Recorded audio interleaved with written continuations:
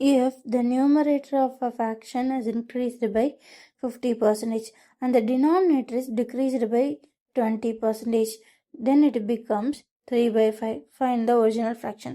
So இப்போது original fraction என்னன்னு தெரியாது, அது வந்து x/yன்னு எடுத்துக்கலாம்.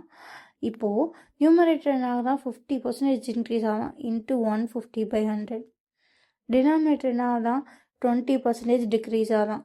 So 100 - 20 into 80/100. ஸோ இது எதுக்கு ஈக்குவலாக, 3/5க்கு. So 0 cancel, 100 cancel, 0 cancel. So x/y into 15/8 equals 3/5. So 1 3s are 3, 5 3s are 15. So x/y தான் எனக்கு வேணும். ஸோ இந்த 8 இந்த பக்கம் போகிறப்போ மல்டிப்ளிகேஷன் நியூமரேட்டருக்கு போயிடும்.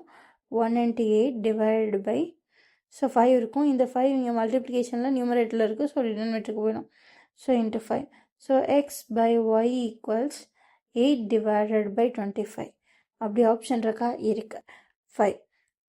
ஆப்ஷன் பி 8/25 தான் ஆன்சர். ஸோ இந்த சம்மில் ஒரே ஒரு விஷயம் தான் ஞாபகம் வச்சுக்கணும். இன்க்ரீஸ்டு பை 50%னா 100 + 50. ஸோ 150/100. அதே மாதிரி டிக்ரீஸ்டு பை 20%னா 100 - 20 80% ஈக்குவல்ட்டு கொடுத்துருக்கதை போட்டு சால்வ் பண்ணாலே ஆன்சர் வந்துடும். அவ்வளோதாங்க. இந்த சம் பார்க்க தான் கொஞ்சம் கரடு முரடாக இருக்கும், ஆனால் ரொம்ப நல்ல பையன், ஈஸியாக முடிச்சிடலாம். ஓகேவா, பாய்.